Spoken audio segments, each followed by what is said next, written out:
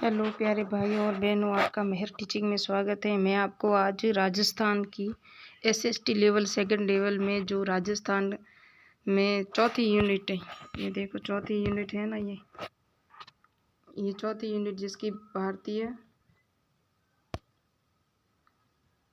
संविधान की निर्माण और विशेषताएं, इसको टॉपिक को करेंगे। इसके बाद उद्देशिका, मूल अधिकार, मूल कर्तव्य ये पढ़ेंगे और उसके बाद ये सब सारा पढ़ेंगे। ये चौथी यूनिट है। इसके अनुसार हम ये राजस्थान माध्यमिक शिक्षा बोर्ड 2017-18 जो पहले चलती थी ओल्ड बुक, उसी के अकॉर्डिंग हम पूरा आपको ये सारा कोर्स करवाएंगे। ये कक्षा 9 की RBSC राजस्थान बोर्ड की SST सामाजिक अध्ययन है। इसका अध्याय 9 भारत का संविधान। इसमें आप देख सकते हैं भारत के संविधान में जो इसमें से फैक्ट दिए हुए हैं इन्हीं में से आएंगे अब, क्योंकि अब की बार सिलेबस के नीचे स्पष्ट लिखा हुआ है कि आपको राजस्थान माध्यमिक शिक्षा बोर्ड की 6 से लेकर 12 तक पढ़ना है, उसी में से क्वेश्चंस आएंगे। तो ये देख सकते हैं इसमें क्या लिखा हुआ है, वो नोट मोस्ट इम्पोर्टेंट पॉइंट है, वही आप नोट करना। ये देखो, संविधान किसी देश के आधारभूत कानूनों का संग्रह होता है। इसके द्वारा न केवल सरकार का गठन होता है अपितु सरकार और नागरिकों के आपसी संबंधों का निर्धारण भी होता है। संविधान देश की सरकार के विभिन्न अंगों अर्थात संविधान विभिन्न अंगों, ये बस ये आपको इसमें नोट करना है कि सरकार क्या होती है, व्यवस्थापिका, कार्यपालिका, न्यायपालिका का स्वरूप तय करती है, इसको सरकार कहते हैं, और इनकी शक्तियों की सीमाओं का फैसला करती है। और इसके अलावा नागरिकों के अधिकार होंगे, कर्तव्य इसको कितना कर देना है, पुलिस कैसी होगी, न्यायालय कैसे होंगे, इन सब बातों का निर्धारण भी देश के संविधान द्वारा होता है। इस प्रकार संविधान किसी राष्ट्र का जीवित प्रतिरूप है। संविधान क्या है? जीवित प्रतिरूप है। किसका? मॉडल नहीं होता, जिस तरह पृथ्वी का मॉडल उसी तरह इसका भी जीवित प्रतिरूप है संविधान किसी देश का। अपने आदर्श रूप से इस शक्ति का प्रयोग स्वयं जनता के द्वारा करना चाहिए। जैसा कि प्राचीन भारत में संविधान किसके द्वारा होता था? सभा और समिति के द्वारा होता था। जो जिस तरह वर्तमान राष्ट्रों में बहुत बड़े आकार है वर्तमान में, तो पहले इतने बड़े बड़े नहीं होते थे, छोटे छोटे होते थे। जहाँ प्रत्यक्ष लोकतंत्र का होना संभव नहीं, आजकल प्रतिनिधियात्मक लोकतंत्र का युग है। कैसा युग है? प्रतिनिधियात्मक। ये भी आपको नोट करना है। और प्रतिनिधि शासन का कार्य करते हैं। जनता इस बात का शक्ति का सबसे पहला प्रयोग तब करती है जब अपने लिए एक संविधान का निर्माण करती है। यह संविधान लिखित और निर्मित भी हो सकता है। संविधान कैसा हो सकता है? लिखित भी हो सकता है, निर्मित भी हो सकता है, और अलिखित भी हो सकता है। कैसा? लिखित भी हो सकता है, निर्मित भी हो सकता है और अलिखित भी हो सकता है। और हमारे देश का संविधान कैसा है?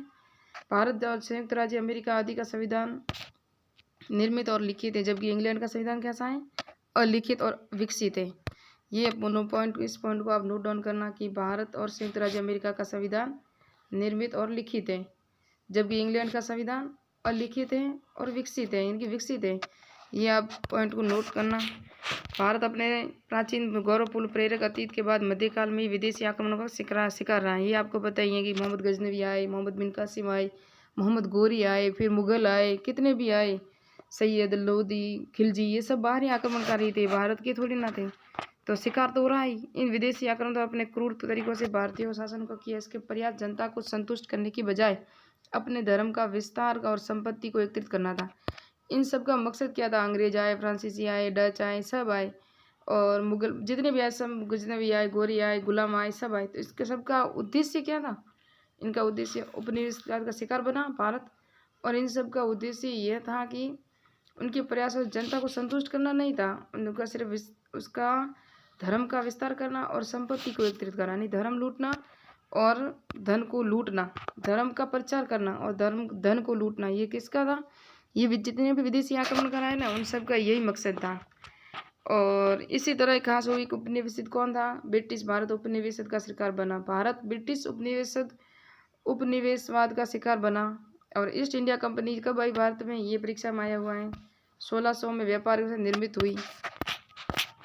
उसके बाद आप देख सकते हैं धीरे धीरे भारत में राजनीतिक मामलों में हस्तक्षेप करने लगी। ईस्ट इंडिया कंपनी भारत में 1600 में आई, लेकिन संपूर्ण प्रभुत्व 1957 के प्लासी के युद्ध और 1764 जो बक्सर का युद्ध हुआ, प्लासी का युद्ध हुआ, और ये जो बक्सर का युद्ध हुआ, इसके पश्चात भारत का बड़ा भाग कंपनी के अधीन हो गया। अब बंगाल पे इनका शासन हो गया। तो बंगाल प्रांत एक ऐसा था वो हमेशा निरंकुश ही था, और उस पर उन्होंने कंट्रोल कर लिया। तो समझ लो कि अब भारत पे कंट्रोल होने लगा है। कंपनी का अधीन हो गया। अब कंपनी के सामने यह प्रश्न था कि भारत पर शासन किन कानूनों के माध्यम से करें। उसने ब्रिटिश सरकार से भारतीय प्रशासन के लिए कानून बनाने का आग्रह किया। तब लंबे समय तक भारत में ब्रिटिश पार्लियामेंट कानून बनाती रही। जैसे भारत ने भारतीयों को खुश करने के लिए कितने कानून बनाए। देखो, पहला कानून क्या बनाया उन्होंने कि रेगुलेटरी एक्ट बनाया, फिर पिट्स इंडिया एक्ट 1813 बनाया, फिर 1909 का भारत शासन अधिनियम बनाया, फिर 1919 का भारत शासन अधिनियम, फिर 1935 का भारत शासन अधिनियम। ये सब भारतीयों को खुश करने के लिए बनाए थे। इन्होंने किसको, भारत को आज़ाद करने के लिए नहीं बनाए कि इन पर शासन ऐसे किया जाए, ऐसा जैसा हम कानून बनाएंगे उसी तरह से बनाया जाए। इधर भारत में धीरे धीरे राजनीतिक जागरण होने लगा। ये सब जब कानून बने तो कुछ पढ़े लिखे भारत में भी लोग थे, उन्होंने सोचा कि ये सब गलत हो रहा है, तो उसके खिलाफ क्या आवाज़ उठाने लगे। जिसकी प्रेरणा कौन कौन थी, देखो, एक तो स्वामी दयानंद सरस्वती, स्वामी विवेकानंद और महर्षि अरविंद सिंह, वीर सावरकर, बाण गंगाधर तिलक इत्यादि मनुष्यों ने भाई इन सबको चिंतन से मिली। इस प्रकार 20वीं सदी के प्रारंभ तक संविधान निर्माण की मांग स्वतंत्रता की मांग के अभिन्न अंग रूप में जुड़ चुकी थी। 20वीं सदी तक। हाँ, अब ये इम्पोर्टेंट, वेरी वेरी इंपॉर्टेंट, इनको लिख देना। 1922 में महात्मा गांधी ने संविधान निर्माण की मांग को प्रस्तुत की। कब? 1922 में। किन्होंने? महात्मा गांधी ने। 1925 में एक सर्वदलीय सम्मेलन हुआ। कब हुआ? एक सर्वदलीय सम्मेलन हुआ जिसमें संविधान निर्माण से संबंधित क्या प्रस्ताव पारित 1925 में। 1922 में सर्वप्रथम महात्मा गांधी ने इसकी मांग रखी थी। किसकी? संविधान की। ये संविधान के रिलेटेड प्रश्न है और संविधान में आने के लिए भारतीय संविधान ही पढ़ लें। भारतीय संविधान की विशेषता है, ये प्रश्न से हमारे रीट में टॉपिक दिया हुआ है भारतीय पॉलिटी में। जब सन 1939 में द्वितीय विश्व युद्ध प्रारंभ हुआ तब ब्रिटिश सरकार ने युद्ध में भारतीयों की सहायता तीव्र आवश्यकता थी।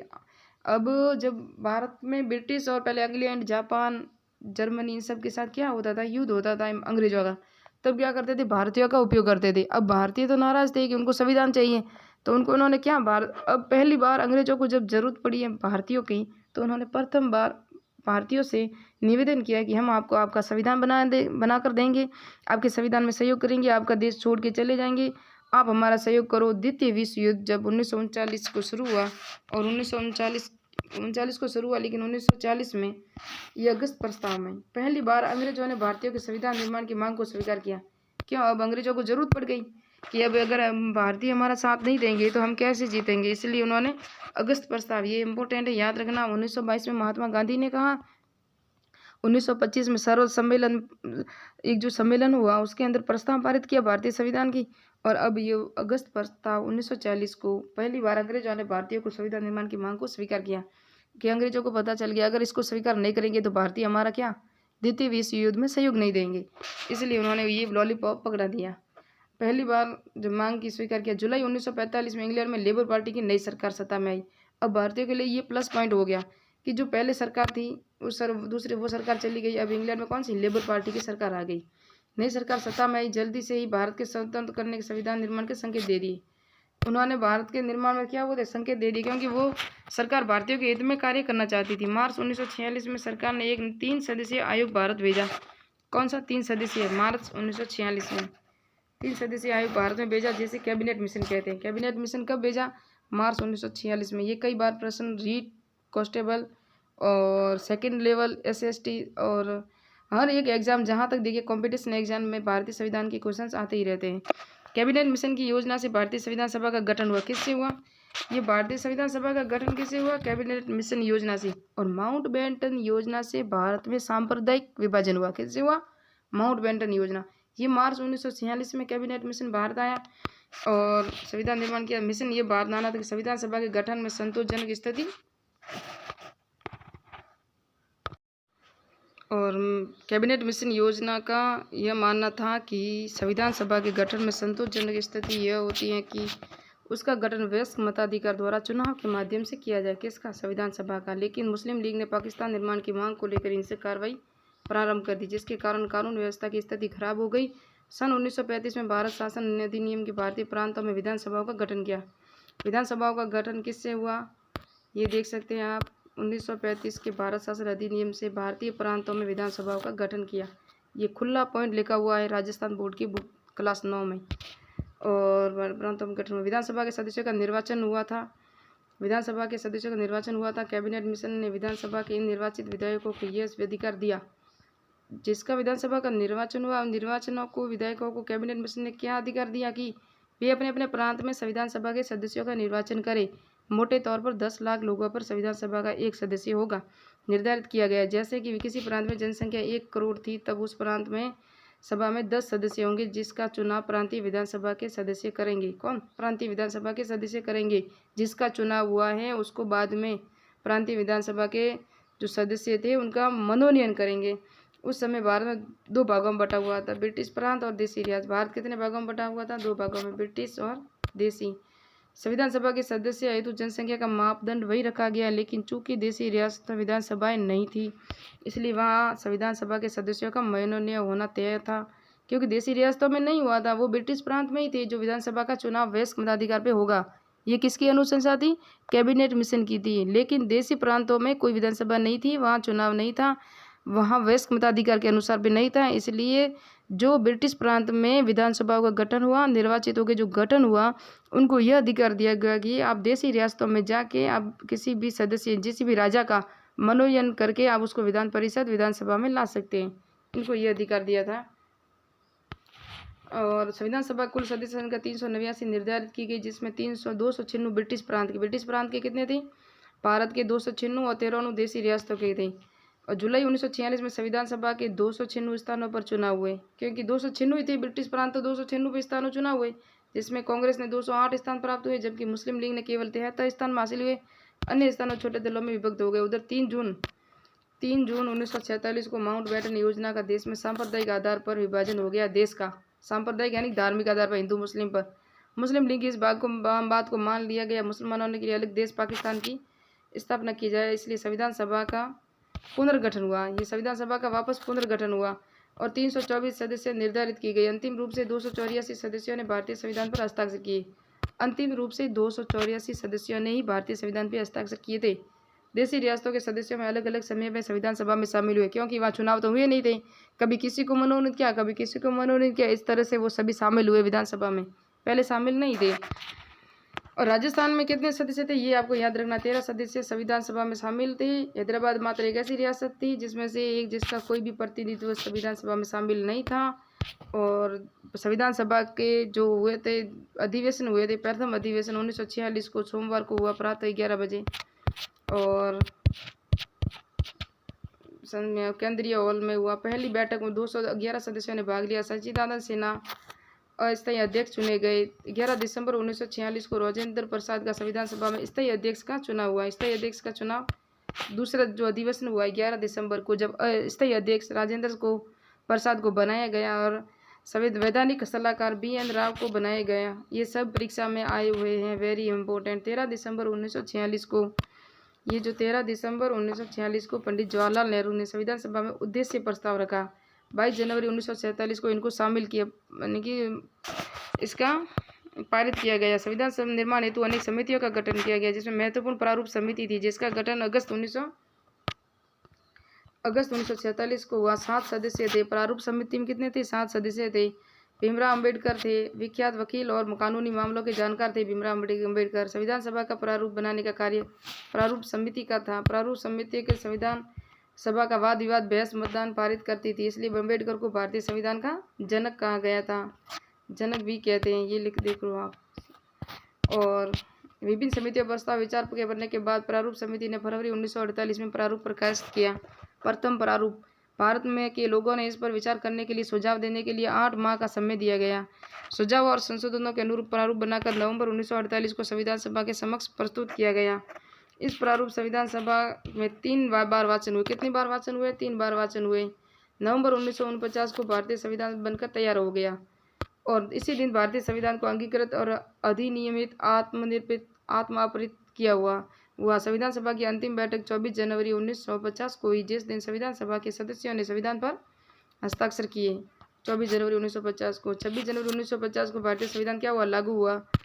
मूल संविधान में एक प्रस्तावना, जिसे उद्देशिका भी कहते हैं, 8 अनुसूचियां, 22 भाग, 355 अनुच्छेद, वर्तमान में 8 अनुसूचियों से बढ़ाकर 12 हो गई है। प्रस्तावना को भारतीय संविधान की आत्मा कहते हैं और उनको समझने की कुंजी समझा गया। संविधान सभा में भारतीय संविधान के निर्माण के अतिरिक्त कुछ अन्य महत्वपूर्ण कार्य भी हुए थे, जैसे ये देख सकते हैं आप। जुलाई 1947 को राष्ट्रीय ध्वज अपनाया गया। जनवरी 1950 को राष्ट्रीय गीत और राष्ट्रीय गान को स्वीकार किया गया। ये इंपॉर्टेंट है। डॉक्टर राजेंद्र प्रसाद को भारत का पहला निर्वाचित मनोनीत निर्वाचित राष्ट्रपति बनाया गया। 26 जनवरी 1950 को शपथ ली। इसके साथ ही गणतंत्र राज्य के साथ भारत का उदय हुआ। इस तरह संविधान सभा में 2 वर्ष 11 माह 18 दिन लगे और इन पर कुल खर्च कितना आया? 64 लाख खर्च आए। इतना समय लगा। भारतीय संविधान का ऐतिहासिक पूरा संविधान होने की यात्रा पूरी नहीं हो जाती। अम्बेडकर ने नवंबर 1950 को संविधान सभा में कहा था। अम्बेडकर का क्या कथन था ये याद रखना। मैं महसूस करता हूँ कि संविधान चाहे कितना भी अच्छा क्यों न हो, यदि वे लोग जिन्हें संविधान में अमल लाने का काम सौंपा जाए तो वे खराब निकले तो निश्चित रूप से संविधान भी खराब सिद्ध होगा।